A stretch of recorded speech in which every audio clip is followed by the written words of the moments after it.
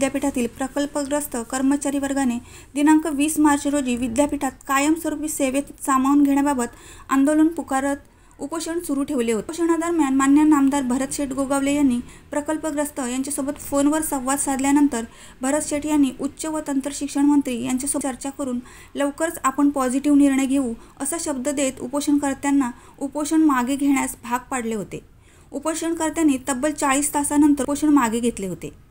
नामदार भरत शेठ गोगावले यांनी चंद्रकांतदादा पाटील प्रकल्पग्रस्त व विद्यापीठातील अधिकारी वर्गाची संयुक्त बैठक मंत्रालयात दिनांक 25 मार्च 2025 रोजी आयोजित केली होती। या बैठकीत मान्य चंद्रकांत पाटील यांनी जाब विचारत लवकर रद्द करून सामावून घेण्याचे निर्देश दिले। सोबतच कंत्राटी पद्धतीने कामगारांच्या वेतन श्रेणीत वाढ करण्याचे देखील आदेश या बैठकीत देण्यात आले।